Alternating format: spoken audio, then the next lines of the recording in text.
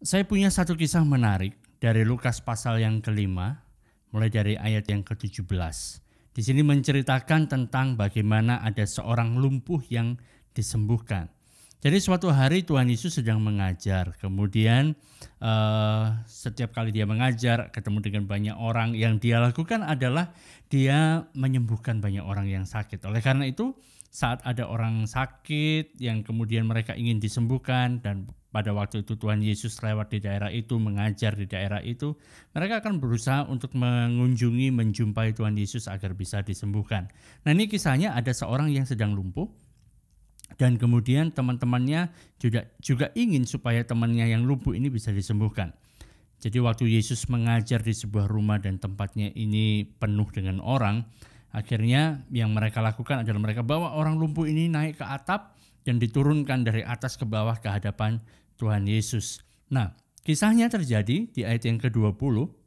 Ketika Tuhan Yesus melihat iman mereka, berkatalah dia, "Hai saudara, dosamu sudah diampuni." Nah, mendengar hal ini kan saudara, tetapi ahli-ahli Taurat dan orang-orang Farisi berpikir dalam hatinya, siapa orang ini? Orang ini menghujat Allah. Siapa yang dapat mengampuni dosa selain Allah itu sendiri? Akan tetapi, Yesus mengetahui apa yang menjadi pikiran mereka lalu berkata pada mereka, "Apakah yang kamu pikirkan dalam hatimu? Manakah lebih mudah? Mengatakan dosamu sudah diampuni, atau mengatakan bangunlah dan berjalanlah? Tetapi supaya kamu tahu bahwa di dunia ini anak manusia berkuasa mengampuni dosa, berkatalah ia kepada orang lumpuh itu, kepadamu kukatakan, bangunlah, angkatlah tempat tidurmu, dan pulanglah ke rumahmu." Tuhan Yesus mengatakan, mana yang lebih mudah? Mengatakan dosamu sudah diampuni, atau berkata kepada orang yang lumpuh yang sudah sekian lama lumpuh gak bisa berjalan, mengatakan bangunlah, berjalanlah. Kira-kira mana yang lebih mudah? Bagi kita sebagai manusia, akan lebih mudah bagi kita mengatakan dosamu sudah diampuni. Tetapi untuk mengatakan dosamu sudah diampuni ini, bagi orang-orang saat itu yang ada di sana, para pemuka agama, para pemimpin di dalam agama yang ada pada saat itu, mereka mengatakan ini adalah hujatan bagi Allah. Karena mengatakan dosamu diampuni, hanya Allah yang bisa mengatakan seperti itu. Padahal lebih mudah bagi kita mengatakan dosamu sudah diampuni. Karena itu sesuatu hal yang terjadi bukan kelihatan secara fisik. Sesuatu yang terjadi di dalam hati. Sesuatu yang terjadi di dalam dunia roh. Dosamu sudah diampuni. Akan lebih susah mengatakan bagi kita, mengatakan pada orang yang sudah lumpuh untuk bangkit dan berjalan. Itu lebih susah. Tetapi untuk mengatakan dosamu diampuni saja, orang-orang beragama pada saat itu, para ahli Taurat, para orang Farisi tidak berani mengatakannya karena berbagai macam alasan dan mengatakan itu adalah hal yang menghujat Allah. Tapi Yesus mengatakan untuk membuktikan bahwa anak manusia itu berkuasa mengampuni dosa, dia berkata kepada orang yang lumpuh ini, bangun, angkat tempat tidurmu dan pulang ke rumahmu. Dan seketika itu juga bangunlah dia di depan mereka, lalu mengangkat tempat tidurnya dan pulang ke rumahnya sambil memuliakan Allah. Dan semua orang itu takjub, lalu memuliakan Allah. Dan mereka sangat takut katanya, hari ini kami telah menyaksikan hal-hal yang sangat mengherankan. Bahwa saat orang itu dikatakan dosamu sudah diampuni, dan kemudian dia bisa bangkit, berdiri, berjalan, mengangkat tilamnya, pulang ke rumahnya. Jadi di sini kita bisa melihat, wah ini hal yang luar biasa yang terjadi. Kemudian di ayat yang ke-27, ketika Yesus pergi keluar, ia melihat seorang pemungut cukai yang bernama Lewi sedang duduk di rumah cukai. Yesus berkata kepadanya, ikutlah aku. Maka berdirilah Lewi dan meninggalkan segala sesuatu lalu mengikut dia. Dan Lewi mengadakan suatu perjamuan besar untuk dia di rumahnya, dan sejumlah besar pemungut cukai dan orang-orang lain turut makan bersama-sama dengan dia. Ini yang menarik. Begitu dia selesai menyembuhkan orang ini, kemudian waktu dia keluar, dia melihat ada satu orang namanya Lewi, dia adalah seorang pemungut cukai yang lagi bekerja, yang lagi ada duduk di rumah cukai. Artinya dia lagi duduk di kantornya ini. Dan dia bilang, ikutlah aku. Dan Lewi ikut, dia berdiri, dia tinggalkan semua, dia ikut sama Yesus. Kemudian Lewi mengadakan satu jamuan, satu pesta besar. Dia undang teman-temannya sesama pemungut cukai dan teman-teman yang lainnya yang dekat sama dia. Dan perlu diketahui pada zaman itu, saudara, seorang pemungut cukai itu bukan seorang yang dianggap sebagai orang baik. Mereka ini dianggap dalam tanda kutip seperti pengkhianat bangsa. Karena mereka bekerja untuk penjajah. Mereka bekerja untuk bangsa Romawi yang sedang menjajah bangsa Yahudi. Dan yang dilakukan adalah orang-orang pemungut cukai ini narik pajak. Dan waktu ditarik itu pajaknya, seringkali mereka naikkan jumlah pajaknya supaya selisihnya itu masuk dalam kantong mereka sendiri. Jadi kita temukan para pemungut cukai ini tidak disukai oleh banyak orang. Tidak disukai baik oleh orang biasa, orang Yahudi biasa, ataupun apalagi dengan orang-orang dari kalangan agamawi, di kalangan orang-orang religius yang menganggap bahwa orang-orang ini adalah orang-orang berdosa. Dan kita temukan banyak pandangan yang seperti itu saat kita membaca di dalam kitab-kitab Injil. Di sini kita temukan Lewi, di bagian yang lain kita temukan orang namanya Sakeus.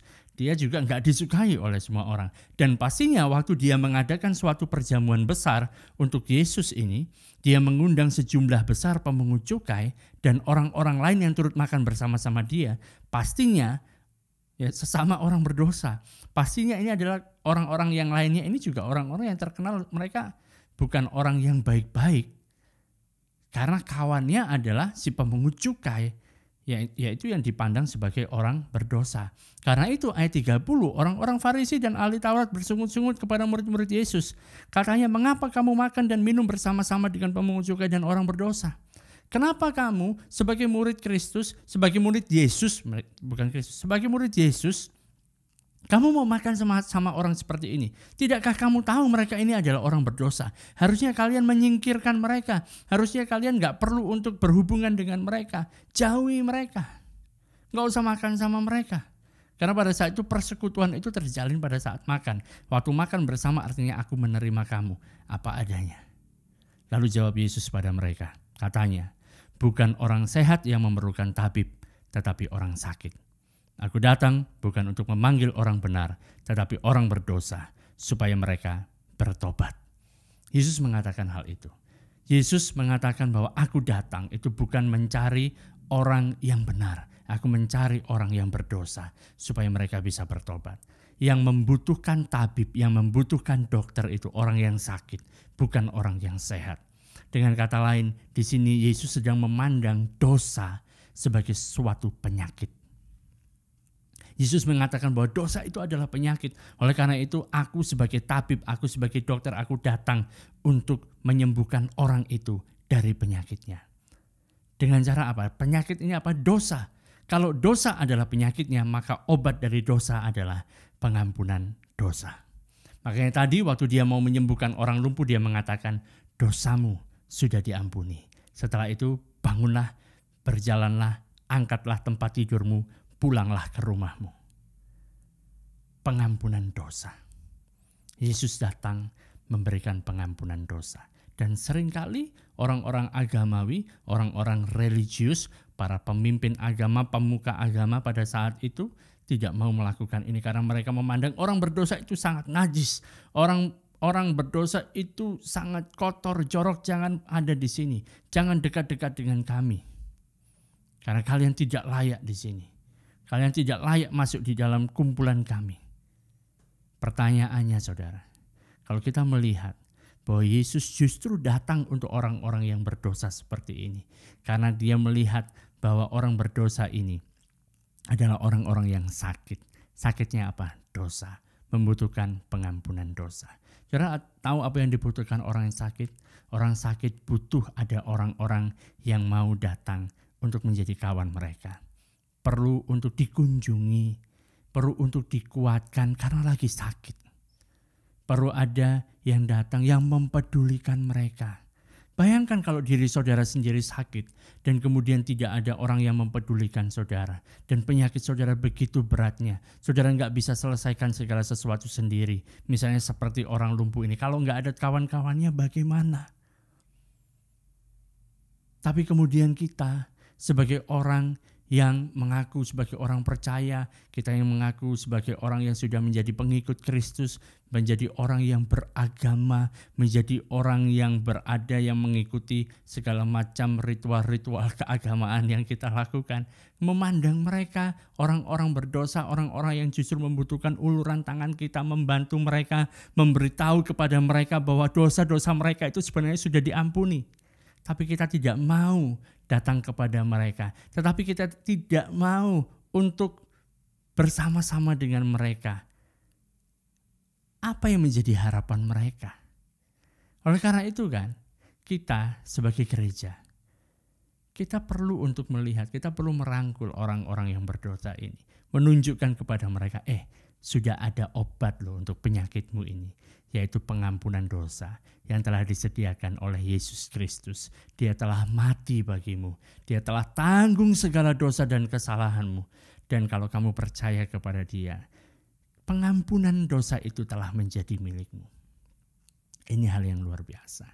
Jadi gereja, apakah saudara saat ini, gereja saudara mau untuk menerima orang berdosa, merangkul orang berdosa, atau malah jangan ke sini. Di sini hanya untuk orang-orang yang kudus, yang suci. Kalian di luar sana, kami nggak mau ada hubungan sama kalian. Yang mana? Apakah kita mengikuti teladan Kristus atau kita mengikuti teladan ahli Taurat dan orang-orang Farisi? Dan waktu kita sampaikan kepada mereka bahwa ada pengampunan dosa, dosamu sudah diampuni. Waktu kita mengatakan itu, ada satu hal yang dahsyat. Bahwa Yesus mengatakan adalah lebih baik bagi aku supaya aku pergi, meninggalkan kalian. Tapi waktu aku pergi, aku akan kirimkan penolong yang lain. Dan saat dia datang, dia akan menginsyafkan dunia akan dosa, akan kebenaran, akan penghakiman. Karena hanya Roh Kudus saja yang bisa menginsyafkan dunia akan satu dosa ini. Karena semua dosa telah ditanggung Yesus di atas kayu salib, maka tertinggal hanya satu dosa saja, yaitu tidak percaya kepada Kristus. Tidak percaya pada apa yang sudah dilakukan Yesus. Tidak percaya kepada Yesus itu sendiri.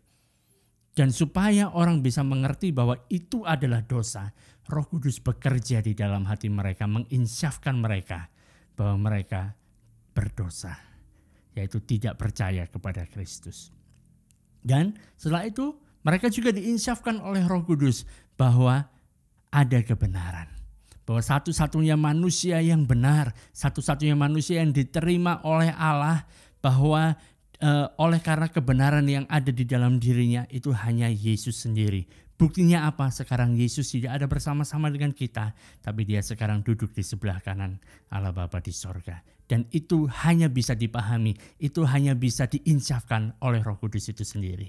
Dan hal yang ketiga adalah tentang penghakiman. Bahwa penguasa dunia ini, segala sesuatu yang mengekang kita, yang membuat kita rasa seperti aku gak berdaya lagi. Semua itu telah dikalahkan, semua itu telah dihakimi oleh karena kematian Kristus di atas kayu salib.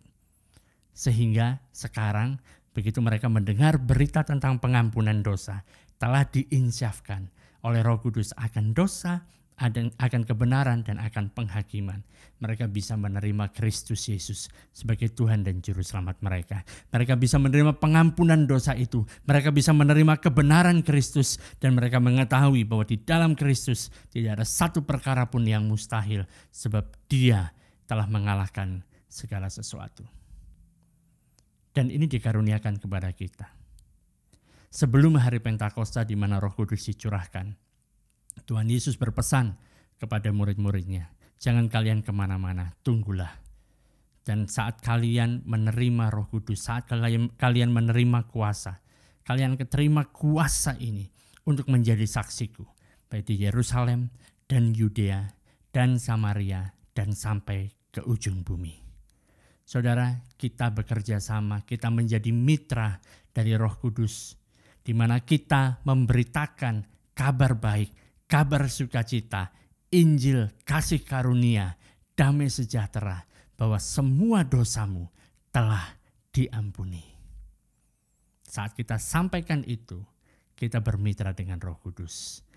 Roh Kudus menginsyafkan mereka, Roh Kudus juga meneguhkan pemberitaan yang kita lakukan tentang apa yang sudah dilakukan Kristus di antara kita semuanya. bahwa dia telah mati bagi kita dan dia telah dibangkitkan untuk keselamatan kita. Dia tunjukkan bahwa Kristus itu benar-benar hidup dengan cara ada tanda-tanda keajaiban dan mujizat. Mereka yang sakit disembuhkan. Sakit karena apa? Bisa jadi sakit dosa, disembuhkan karena ada pengampunan dosa, tapi sakit fisik pun disembuhkan oleh karena Kristus hidup. Yesus tetap sama dulu, sekarang, sampai selama-lamanya. Jadi hari ini saat kita memperingati hari Pentakosta, ingatlah Roh Kudus sudah turun dan Roh Kudus turun memberikan kuasa kepada kita untuk kita bisa menjadi saksi. Bukan Roh Kudus turun memberikan kuasa kepada kita untuk melakukan hal-hal yang egois untuk diri kita sendiri, tapi kita bisa menjadi saksi bagi Kristus dimanapun kita berada. Kapanpun juga, dimanapun juga, kita bisa memberitakan ada pengampunan dosa yang sudah tersedia, yang telah dilakukan Yesus Kristus bagi semua umat manusia.